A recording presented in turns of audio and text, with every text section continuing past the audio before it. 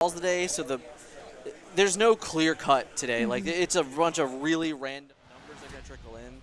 So as we see, we're gonna get into our final round here.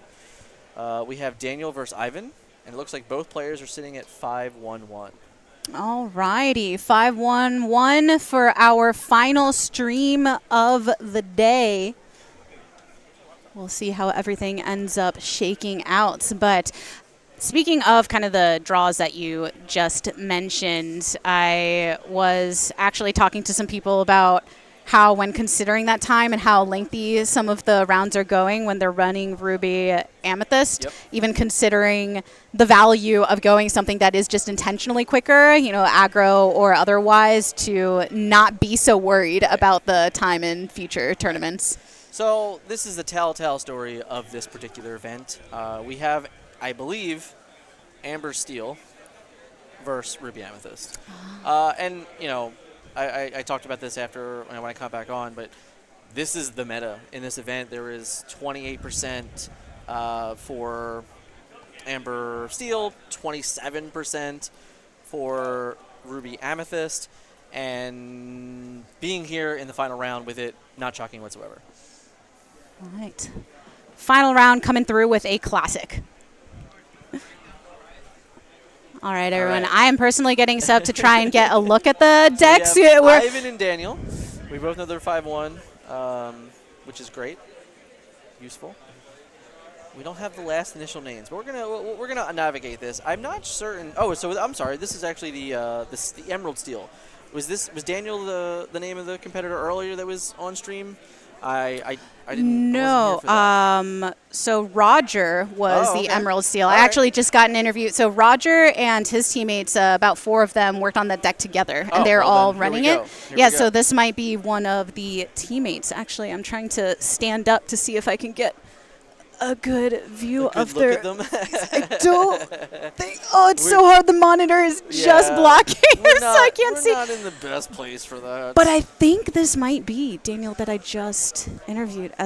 You know what? I'm gonna stop trying so I don't break something and lean too far. It's okay. But if this is a deck coming from that same crew, they worked on together. They've known each other for about 5 or 6 years, playing other card games, and now with Lorcana getting that itch, they've decided to attend here. Teams are huge. Yeah. I actually think they're pretty underutilized across multiple games. There's a reason why you see certain players succeed over and over again, and it's because they put themselves in a position with like-minded players and like-minded goals, and even at lower levels, even if you're just like, hey, like I want to have a real community conversation about the game with like-minded players at any level. I think it's great to like have those chat rooms and have those all of those things that kind of come with that community that when you build that variance in perspective, right? Yeah. I don't want to always fly solo. I want to be with players that I enjoy spending my time with and spending all the extra activities once the event's over with as well. I was talking to Free a bit between as well, and just the fact that coming to events like this, one of the most enjoyable components is that you're automatically surrounded by people that love the thing that you love. Yeah. You have a common ground with which to connect, sometimes coming in with a crew of your own, as is the case for teams like the one we're talking about. You yourself having a lot of experience on that front, but also a chance to kind of bring together and form new teams. I think with the 3v3 tournament that's happening, that's where a lot of that'll go down, because whenever you have a multiplayer, team kind of environment, you often have those that have never met before coming together to join in competitive play. So excited to see how that goes, but that is only for those that don't make it to the top 16. We're still trying to lock down and determine. Are in a pretty good position, probably. I don't know the 5-2-1. Again, it's a weird number. 11 points is not 12. So depending on how many random draws there are and how it really breaks out, like maybe there's a world where 5-2-1 is good enough. Unlikely, in all honesty, very unlikely. But 6-1-1, that's a lock. You're in. Yes. You're guaranteed in. You're in that 13-point league, which is why I made the joke about the 5-0-3. Is that, hey, 13 points is good enough for 6-1-1. Might be good enough for 5-0-3. Plus, if you're into conspiracy theories, 5-0-3, if you do that in opposite order, 305, that's the area code of where we're at right now. That's dun, dun, dun. I absolutely wouldn't have known that. So boom stats. I got you. Not like I live 45 minutes from here a while ago. I would have known that. Not like I have a summoner name that has 3 South Florida area codes in some of my logins, but a little edge there. But nonetheless, I think that to make it to top 16, you need a bit more than conspiracy theories because of the heft of the competition. 6-1-1 is where we want to be. Yeah. So there's a lot that has happened, in all honesty, in the game, but really not much at all. Now, this Emerald Steel deck, I wasn't on stream for it earlier, but it really did prey, I think, in this particular matchup. So this is like, if I'm Daniel and I get to sit down and I get to see my opponents playing Ruby Amethyst, I might feel pretty good about it. Yeah, if this is indeed that crew that we're talking about, the team working together, that was one thing they noted that's further discussed in the interview of really targeting what everyone was going to play. You know that a lot of Ruby Amethyst is coming through, Amber Steel. What can we come with that is a different variant that can attack a lot of those strategies? And for us, from a spectating perspective, we appreciate because it just brings a new flavor in. So we'll see how things end up shaking out as Daniel is currently at 7 lore compared to the 0 for Ivan. And we've already discussed playing today how Ruby Amethyst is not as focused on building that lore and now bringing it to 2. Yeah, mostly they're trying much more to focus in soul crushing their opponent into conceding. bringing tears to their eyes if they can. That's really what it is. It does do more of that. And more of the evasive units that we have continued to see coming through. Yeah, like that Goofy. turn was just, all right, I'll lure for 2 and I'll draw a card. Go. And we're down by 5 lore, but we're content with that play still. You know, like it's like, yeah, like I'm okay with this. I could take a turn off, you know, increase my hand, and break serve. Like, hey, what are you going to commit to the board? Lady Tremaine. All right. So what did we get back there? We got back Smash, I think. Interesting. So Lady Tremaine is definitely. I'm gonna say it firsthand. That's not a card I expected to see in round 8 of this event. I'm impressed. I'm very impressed at the Lady Tremaine here. Yeah, anytime that we can end up getting something that we weren't really expecting to see, I think that we can put a little bit of a smile on our face. But what is it specifically about this card that you think has kind of edged it out, really, of appearing so often? So now I'm really curious about the deck list. I do actually wonder if this is a modified mill version in this particular list, because then the Tremaine makes a lot of sense because you're constantly trying to get back your actions. But if not, if we're just trying to be aggressive with smashes and aggressive with grab your swords, I can still get behind all those things. Yeah. But it does add another uninkable to this list. So yeah, that's what I was just kind of mulling things over in my brain and also thinking ahead to the fact that, well, as we're getting more villains in Chapter 2, maybe there will be some kind of variant. But as of right now, it seems like you don't necessarily get as much access to the potential that in future iterations she can have. And the uninkables are always a consideration where something like Ruby Amethyst a bit more leaning towards uninkables compared to the rest of the deck. So you are very much limiting a resource when you decide to put that in, unless it's just that strong of a character. Sad but true. Sad but true. Part of the key decision making when it comes to Lorcana. Deciding what you want to not discard, but basically not end up accessing. And I know that you had noted at the top of the day as well that sometimes when looking at the later portion of the game, you can look to those early inks, and that may determine why you lost or why you ended up being able to win if you were choosing the right target compared to this particular opponent. But nonetheless, it's 2 bodies here for Daniel. I do imagine we probably don't have. I mean, we go to 15 lore, right? So we're or 12 lore, yeah. Like 15 seems a little high. I don't think Lady Tremaine has 4 lore on her. She got the lonely one. The one single freckle. But it probably doesn't have a great amount of answers to the Goofy, or at least like effective answers. What I did kind of enjoy about the Lady Tremaine there is that it got back Smash just as an ink.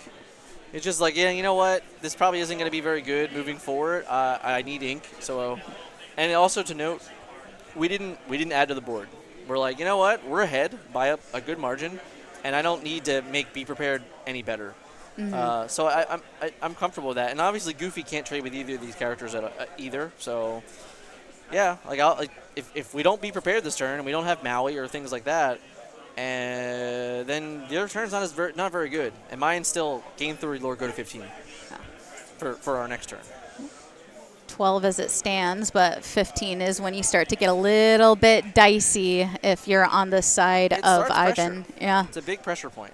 But again, that internal control that you need to have to make sure that you aren't just giving more characters for that be prepared value. You have some way to establish the board immediately after, and always a consideration when facing off against Ruby Amethyst. And here at 8 ink, it's a Maleficent coming down. That's kind of the territory where some decide to ink, some if you are really looking for the draw, or just an additional body. I imagine when going against Steel Emerald, since it's not the most common deck, that has to affect you on the opposite end as well, right? And just making sure that you play a little more tepid. I mean, honestly, like sitting there and having a Lady Tremaine played is enough to go, what deck is this?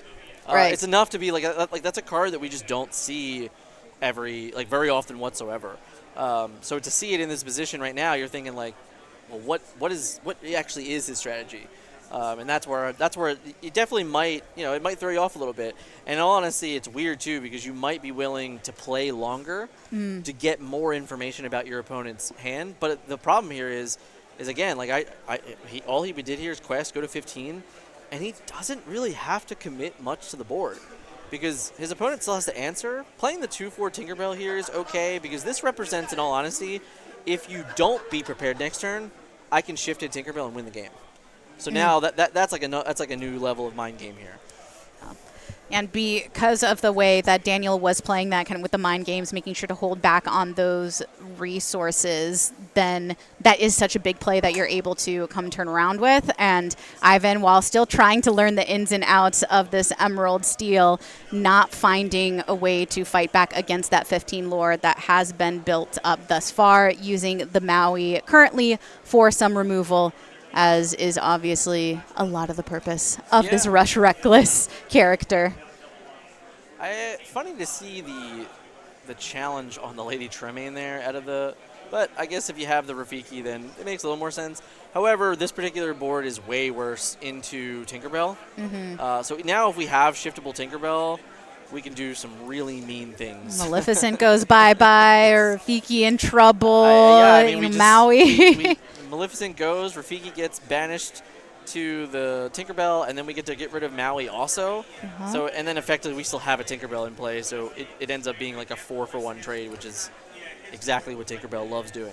That's what makes a shiftable Tinkerbell so valuable, because you always get that opening of that ping of damage across, but when you can have that immediate activation, take out a unit, apply that 2 damage to another, in a single turn, you have eradicated the opposition, and you're feeling... Eradicate is a wonderful word. It is, right? It's fun to say. Eradicate. It sounds very destructive, which it is. So. Great. Absolutely prime definition of the feeling. But it won't end up cutting into everything, though. You still have the magic mirrors here to afford some draw. Goofy laying around. Yeah. It doesn't look like he has the Tink. No, I think he does. I think he's just debating if it's good enough, or if we should just honestly just lure for 2 and put ourselves in position. We don't have mirror yet. And we're only at 8 ink, so he can't mirror and he can't pocket watch and play Aladdin in the same turn and do all those shenanigans. So luring for 2 this turn is also not as bad, which I think you're seeing here. So you do get a little bit of cleanup, some damage goes out. We get rid of Maui, we get rid of we get rid of the Maleficent, and we still have a wider board.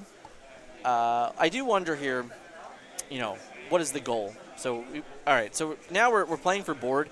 And the other reason why I don't like the natural play for board is mostly because now we're worse than to be prepared. All these units were going to go away anyway. He was at max and gained 2 lore out of the deal. And I think I just would have took the 1 lore and went to 16 there. You wanted to just chip away at that last little bit. 16 is closer than 20. Especially considering with Emerald how many of the 3 lore characters are there. So 16 versus 17 is actually fairly substantial. See if you can bring some kind of closer through to it. like this doesn't shock me at all. That's why I think I just would have took the extra lore and said, yeah, you can have a couple more lore too, but I'm going to be one lore closer to the finale. Put some pressure on Ivan to answer with the hard removal in the deck once you are like at that 16th threshold. Very interesting answer. We have Do It Again and Mother's Knows Best and a Flynn Rider, Grab Your Swords. I am really starting to think that this is actually the mill version. I really am. It's starting to look like this is the mill version, and somehow we just haven't found in a whole new world. But I could be wrong. We'll have to see. We had to change a setup here, so we can't actually look at the deck list, unfortunately. Yes. You may have. We're doing a little multitasking in the earlier portion of this. We've had to adapt. My laptop. We've had to adapt some throughout the day, but you know what? We've made it through.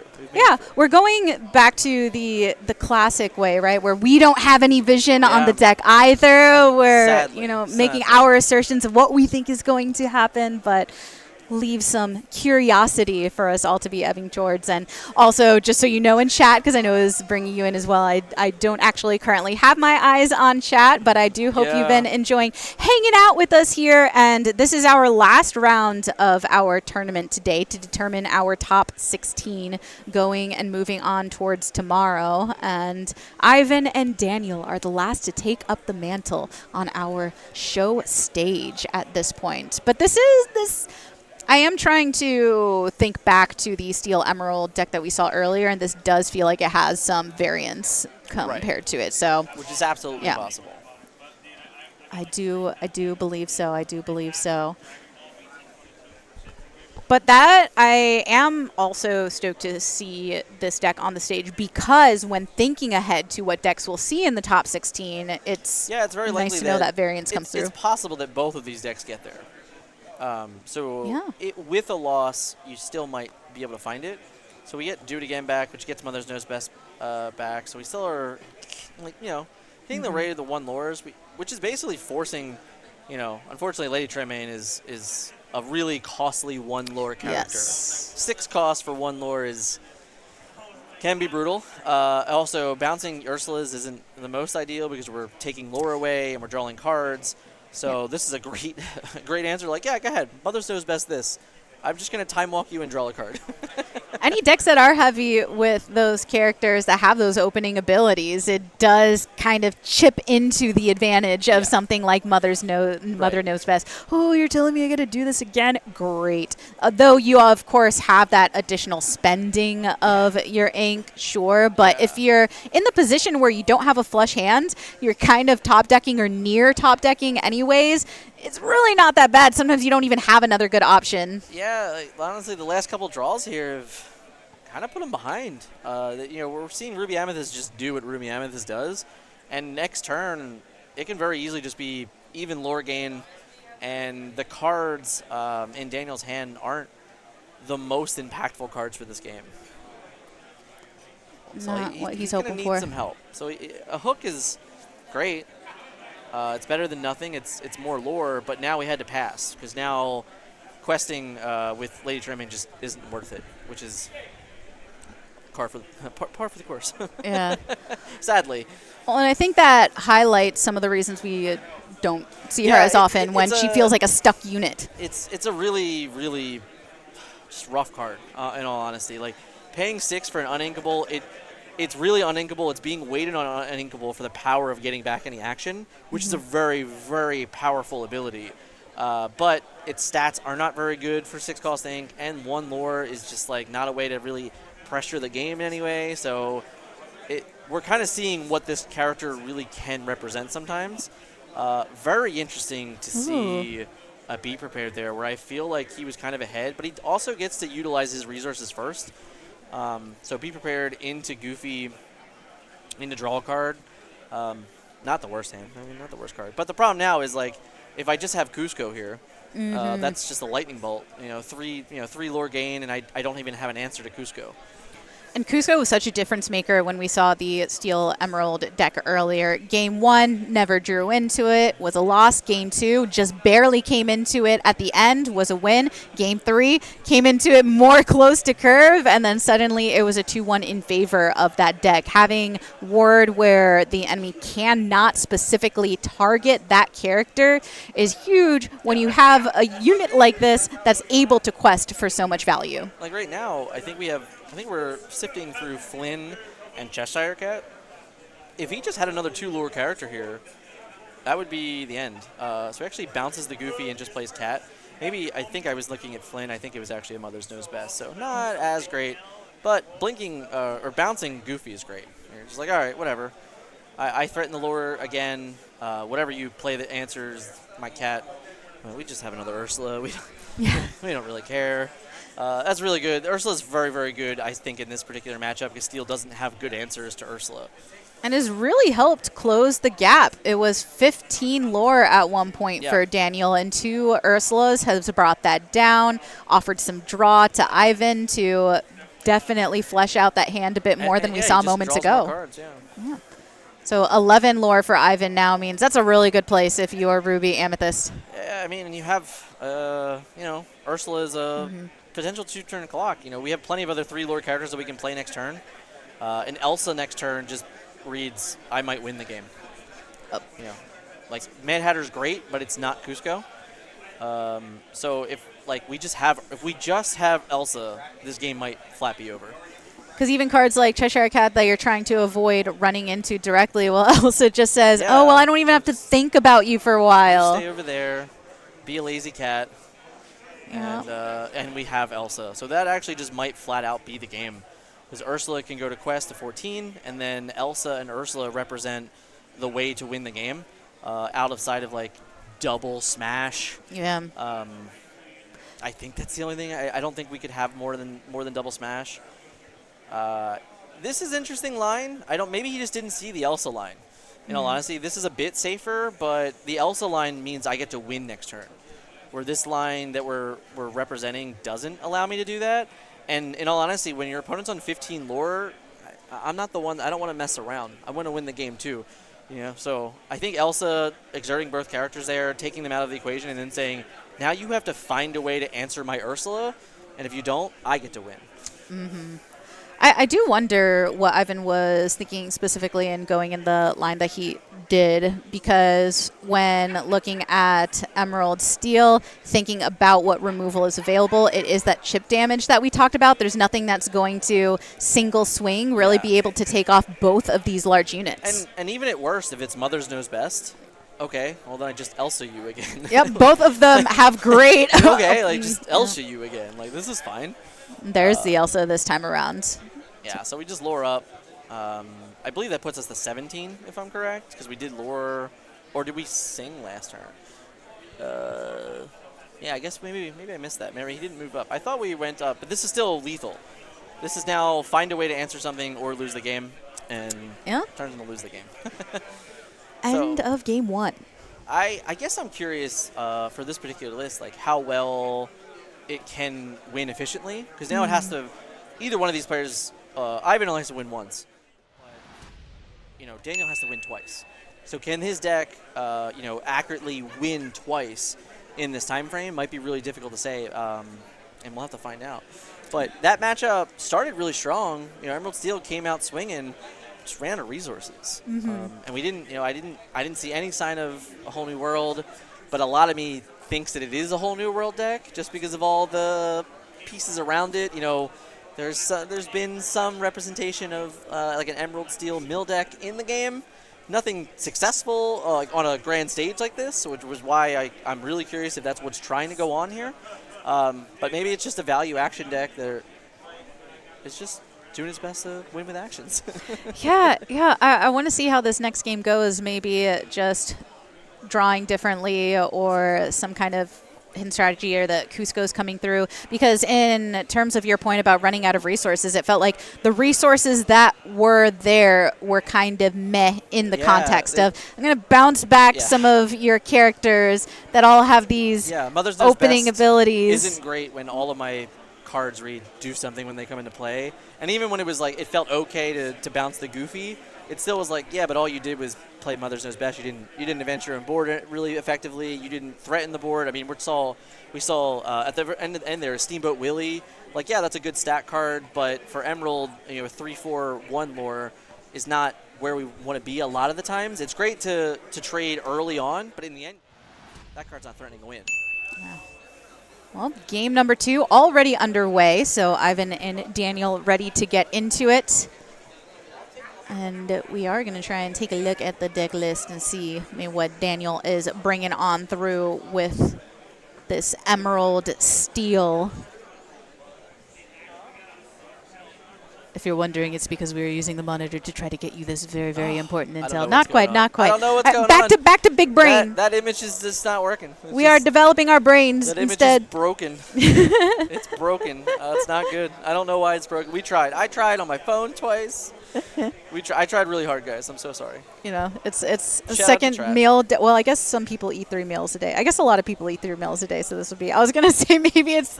You know what? I'm going to abandon this joke that I was about to go to because I just realized as I'm saying it, it's a little too convoluted. So never mind. On to the next.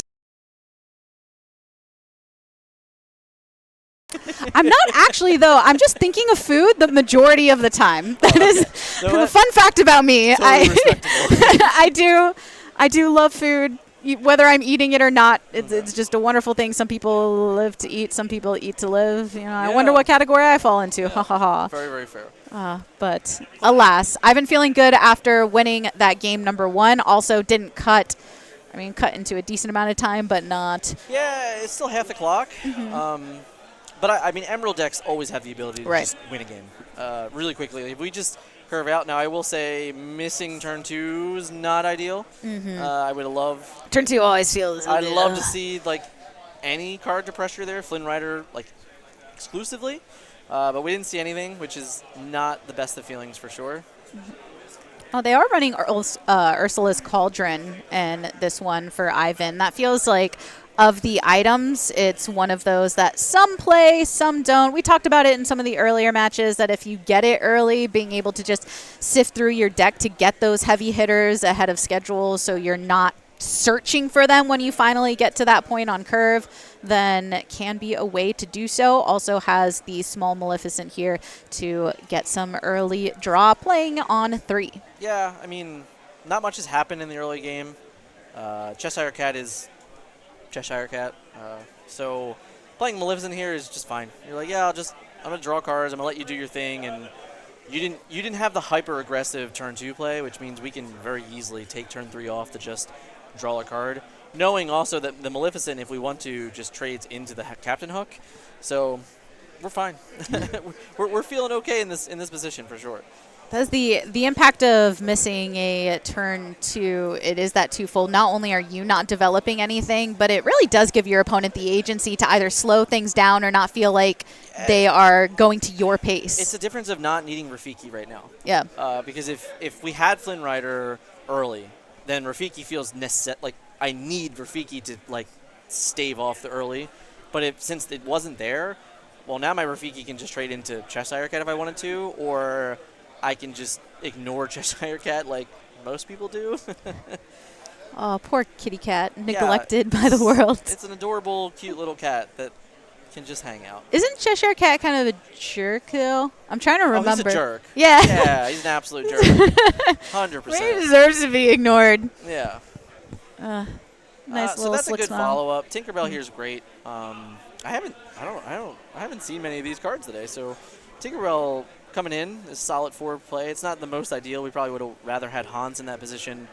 Hans is not nearly as good against steel matchups, but great in this matchup because it absolutely warrants an answer. Like you're like, no, like you have to answer this, and if you don't answer it before, I get the game 3 lore, and if you answer it afterwards, like whatever, I gain 3 lore. Yeah. So, but the evasive is good. Now we do know that Ivan has evasive characters in his deck. Here we go again. We're not valuing trading for Hook whatsoever. We value the cards. We're going to go up, get the resources. We picked up a Maui. We have a second Maleficent. We're just all about the cards. Now, noted here, Pongo does not trade very well into Tinkerbell at all.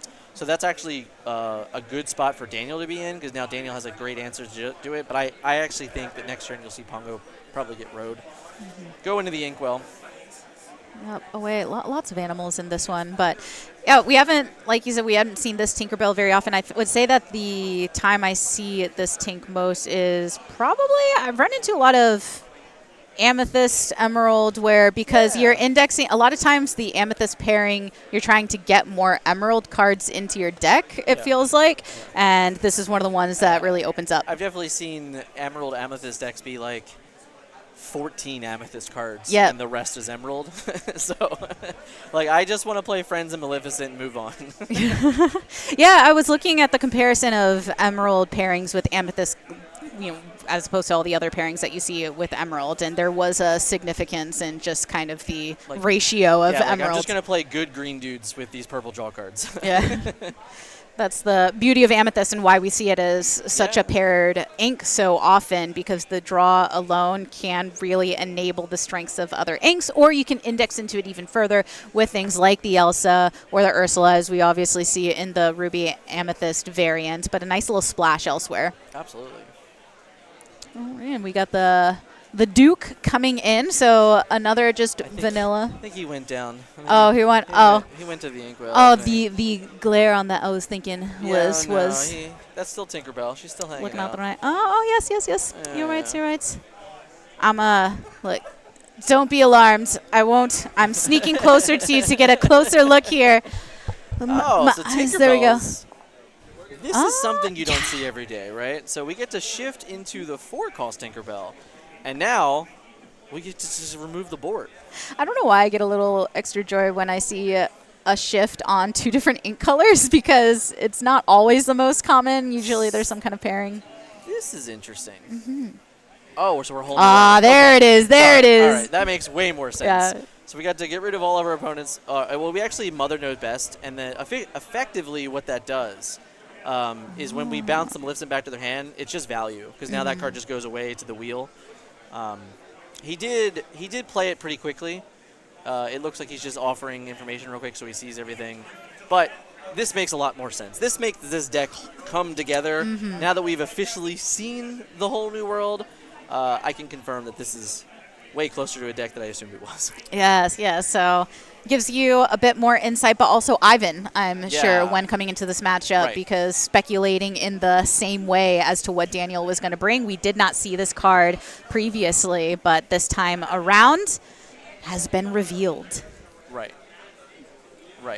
And it's cool. Obviously, Maui here, great. Gets rid of the card, which is awesome. Can't hate on that. And then we still have Cauldron. We have Shield, too. I don't think we have enough resources to ready. Not that the Cheshire Cat is threatening our Maui in any way. Yeah. Oh, you're telling me the 0 strength Cheshire isn't threatening? I mean, unless we have Meg. If we have Meg, we can get on. I can get on board, but it doesn't look like we have Meg. So that's another character I wish we had seen more of today. That's true. We haven't. Well, I guess when we've only had a couple opportunities to see the ink color to begin with, cool. and Tinkerbell it doesn't. Just does Tinkerbell things and gets rid of the Maui anyway. It's fine. Tink putting in the work. A lot of Tinks today, I guess, even though we were seeing the Emerald Tink for the first time on stream, but so much steel between Amber Steel and then the Steel Emerald variant. Of course, Tink is such a heavy hitter in being able to wipe some of these boards as they've been developing. Right. Dragonfire come in for the Tink, which honestly is it's problematic, and I think are we just low on Inkables? That's a problem. If we're low on Inkables, then this Cheshire Cat's just gonna like 2 lure away.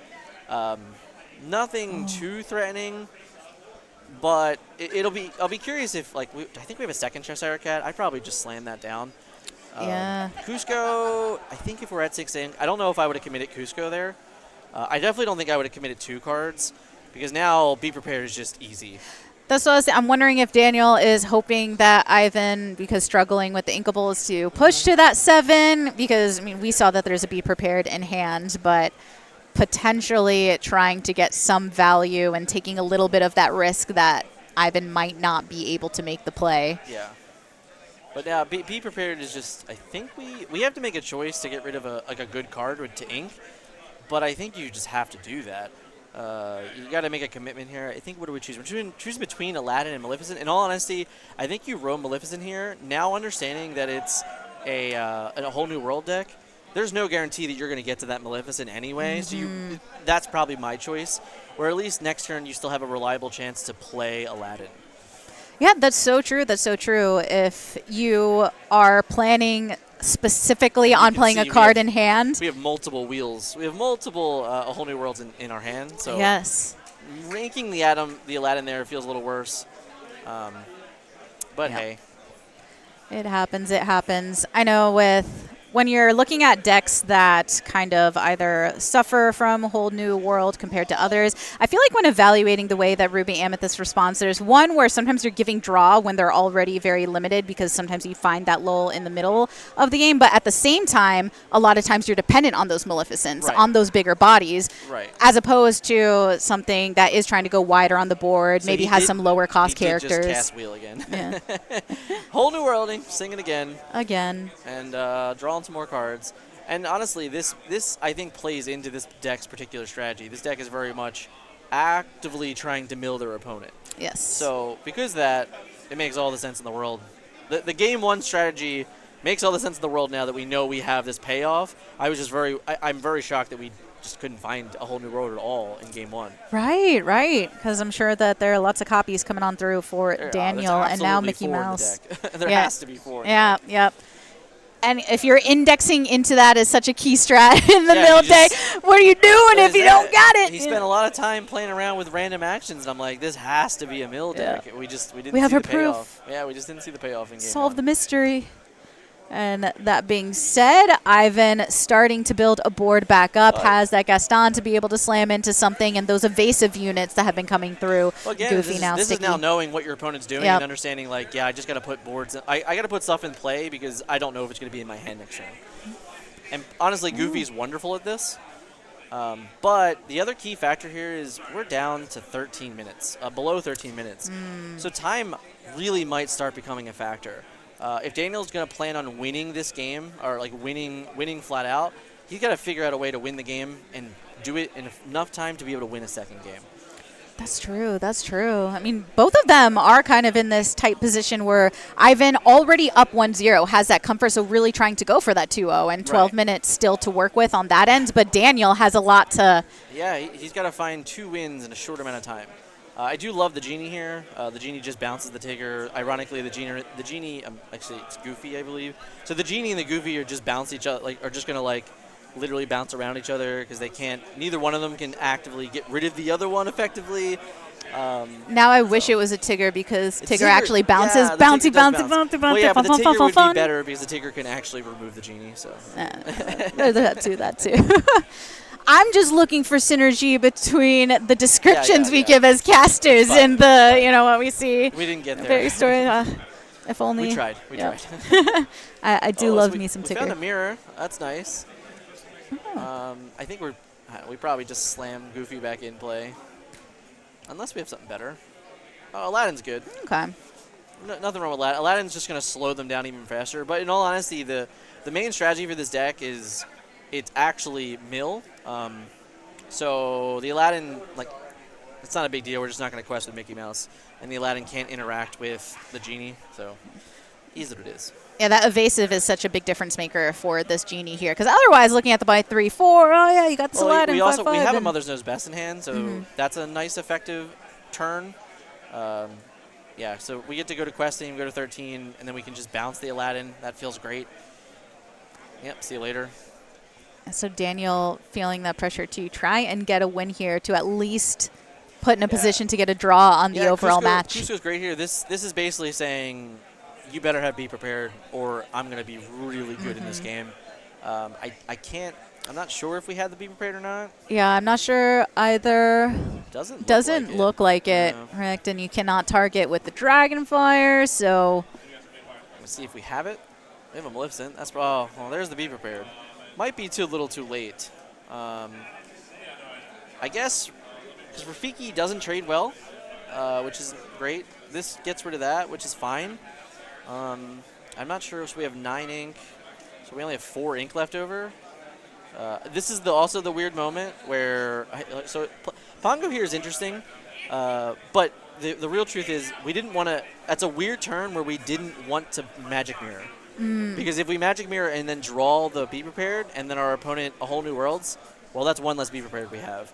This way, we now know Be Prepared's on top of our deck, so if they wheel, we have an answer to the board, which is way better than not having it. How many whole new worlds have we had? Was it 3? There's 2 so Two? far. Oh, okay, 2. I was trying to remember if there was a third one or not. So still multiple that Ivan does have to be worried about for that reason, and trying to hold on to the Be Prepared for the going up to 17 Cuscos. is great. It's a weird thing, but this is actually a very tough turn, I think, because a part of me really wants to pressure the board a little bit more and really make my opponent have Be Prepared, because if they don't, then you just flat win the game. The other part of me goes, you have enough in play to win the game, and your opponent doesn't have any way to get rid of them, so find a way to beat me. Tough, a really, really tough turn. And I'm not really certain what is even the best line, if I'm being honest here. I do think if we have Mother's Knows Best, I mean, 2 Grabby George is fine. You know, this is definitely a way of just saying, okay, find a way to beat me. Maui is minimal, but we have Be Prepared. But honestly, the Be Prepared now isn't as good because you're spending your whole turn almost just playing Be Prepared. Right, and even when looking at the game state, if Ivan does, I'm using Be Prepared to be able to break into Daniel, but I only have 2 more ink after that. How am I really going to close this game when there's under 8 minutes remaining within this round? So Daniel is trying to get this to close to get into a third game. And this is the crazy thing, but again, we talk about this all the time. Like, the way the tiebreaker works in this game, and we're in a position now where Daniel is playing not to lose. Yes. This was a very interesting play line. So we're able to Rafiki shield, untap the Rafiki, and get rid of Cusco, which is pretty ideal because all you do is leave this Mickey Mouse, which is not threatening a win. Artful Rogue, even in a world where he had Artful Rogue only has 2 lore, I believe, so that wouldn't automatically shift in and win. But that would be cool if that was the line, but I'm pretty confident Artful Rogue, A, isn't in this deck, and B, only has 2 lore. Only 2, and nowhere to be seen anyways, as far as what we know. Yeah, I mean, this is fine. And we just go and get Wheel. Yeah. So this is threatening several things. This is threatening I have enough lore to win the game. Because I believe I thought he went up to 18 there with the Mickey quest. I feel like I think he was on 17 last turn. He quested with Mickey, unless he did something else with Mickey. I don't know. Maybe I missed it. Hasn't moved the counter on the mat directly yet. Yeah, so. my guess is that this is definitely a Be Prepared turn. Yeah. I mean, you have no other way to interact with the board enough, unless you. Yeah, no, this is Be Prepared. We're kind of cornholed into a Be Prepared here, but it's not the worst thing. We can Be Prepared, and he has Maleficent, so it's better than nothing. Right. It'll take multiple turns for Ivan if he actually does want to turn this towards an advantage, because still being at 10 ink when you're not really able to do that Be Prepared plus a heavy unit, you would have to index that into the next round instead. So Pocket Watch is interesting, but it's still very difficult. All right, so we know we have, I think you're absolutely going to wheel. I think Pocket Watch was the better call. So he wheels. Yeah, taking a look, making sure the intel is fair on both sides. But when you have the Pocket Watch, when your hand is going to consistently get replenished, then you just have more of your characters that can definitely get the benefit of applying that rush and running into Daniel's board. Sadly, it doesn't look like we found Cusco. No. Which is ideally what we want. I also don't know how many cards are left in Ivan's deck. So that also could play into an effect here if we had a way to get back a whole new world again. But this is probably the weakest of plays to try and win. I mean, we have 2 prepared in our hand anyway, but even Elsa would prevent a win from this point. So that's a pretty bad wheel in general. And again, now we're ticking under 5 minutes here. Ivan's playing not to lose. Yeah. Because if he doesn't, if Daniel can't find a way to win the game, then Ivan wins this game. Wins this round 1-0, and that secures his spot in top 16. And the other thing here is that there's no reason for Ivan to concede because there's no way that he can win the game in Game 3 in 4 minutes. And there's actually a more likely chance that his opponent can win quickly. So he's definitely going to make Daniel play out as much as this is possible to win the game. Not going to lie, I was looking at Ivan's hands in this shot to see, I wonder if he's slowing down at all or things like that or taking the time. Not in an intentional, trying to, but when you're really trying to be meticulous and make sure that Daniel can't close, right? So you need to take that additional time to prevent that game-ending play from Daniel. As opposed to if you're kind of in the middle of the round, you think, okay, he was on track to win. Let's go ahead and let this get done so we can get into that next round. Right. The win here for Daniel would make such a big difference in the way that this finished out because of the time remaining. Right, and then this was a good turn for him. I mean, we put 5 lore in play, and we took a lore away from Daniel, and now we have Pocket Watch, so if we have Aladdin and he quests this turn, he's just in a bad position. If he doesn't quest this turn, we can actually just quest for 5 and then be prepared, and that still also feels pretty good. Yeah. If we have Elsa, we're fine. So he does quest. He goes to 19, and he's definitely like, okay, this is like, at the, if you're playing Legend of Zelda, the boop, beep, boop, beep, you're getting the flashing red, like, all right, he's so very close. How do we prevent the win? Genies are really good in this position. Bouncing, sadly, the Pongo, because you're not going to bounce the Ursula. Yeah. I mean, when you're at 19, when you're really just looking for that one final lore point. The argument is you bounce the Ursula so he doesn't play Be Prepared for free. Right. Bouncing both here is fine. Then just like whatever, you're just going to get rid of everything anyway. But now we just have a Be Prepared in most cases. Although Aladdin, I think, represents kind of the same thing. Oh, no, he would go to 17 and then no. So Aladdin's not good enough, so it is kind of Be Prepared or bust right now. Yeah. And there it is. There's the Be Prepared. Get the genie out of there. Daniel is just wanting to get some character down that can finish off this last lore. There's another Be Prepared in hand. There's a Dragonfire in hand. So next turn, if he only is able to play one character, then the Dragonfire is just good enough to put him back in the game as well. Yeah, there's not much that Daniel can throw down for the next few turns to be able to. Now, Cusco is the best, right? Right. So Cusco is now the best situation because now this forces another Be Prepared or you lose. Right. So right now for me, I'm just like, I'm just going to slam Cusco down and hope that my opponent doesn't have another Be Prepared. Which makes sense when, from our bird's eye view where we know the Be Prepared is waiting. So this is a weird play because the Cerebros doesn't really represent anything. Like, you don't need Cerebros to win the game at all. And it's just more value for Be Prepared, in all honesty. Yeah, I guess perhaps preparing for the chance that Be Prepared isn't there and Ivan is having. But at the same time, you can't. Then you win. So yeah, I was trying to see if there was some kind of angle of playing the Cerberus Dome, but does not seem to be so. The Be Prepared now, of course, coming down to ensure that Daniel cannot end the game with that Cusco. Oh, it's so tough when you're at 19. Being able to Be Prepared and then still play another Goofy is a pretty great point. I think our Inkwell is a little off because those numbers don't make sense. Up to 13, there we go. And this is really this is the dangerous part because we played, again, last turn we played 2 cards. Where this turn, if we had played 2 cards and they were both targeted removal from the from Dragonfire, we feel better about it, but that's not the case. So here, much better. We do get 2 threats down, and Elsa would be the downer now. Like Elsa's like, okay, well now I get to Elsa you if I have to. It doesn't look like he has Elsa in hand, which is a surprise. Never mind. Is that it right there? It's just right there. There it is. He just has Elsa. So there's 20 seconds left in the turn. It is in his best interest to, again, for playing not to lose. To utilize the rest of this 20 seconds before time is called. But I do think we played Lady Tremaid to get another wheel back.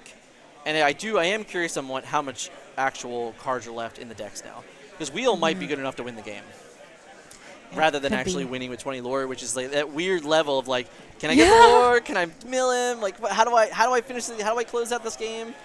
So that doesn't. I had one game like a couple weeks ago. Like a resource use there, because he played the Dragonfire even though the character wasn't going to untap. I also think maybe it's a Wheel thing where he's like, well, I'm going to lose this. I might lose this to Wheel anyway, so I may as well just play my cards. I'll play them out, see how it goes. Down to the wires. We are in overtime officially. Officially in overtime, which means we're in turns. And tough spot, honestly. Daniel has multiple ways to victory, but Ivan has gas. Cusco is the #1 card. If we play Cusco, we just force our opponent again to have another be prepared. And that's the only real answer to it. So I would be willing to just wheel out anyway. Obviously, I can't see their banish zones, their discard piles. So I don't know how many Cuscos are also left in their deck. But that's definitely what we're looking for here. 7 core cards. It looks like there's still cards left in that deck. And there is another wheel. So can we wheel again? Oh, my goodness. Yeah, Daniel is really just trying to get to the bottom pit of Ivan's deck. Mill him out of there. So I guess he just has more cards. So yeah, I don't know how many. Game, but I don't like. There's no way that he can win a game 3. So this just goes to a draw. But if you're facing the draw as opposed to getting 2-0'd here, again, 5-1-2. It's not a lock. I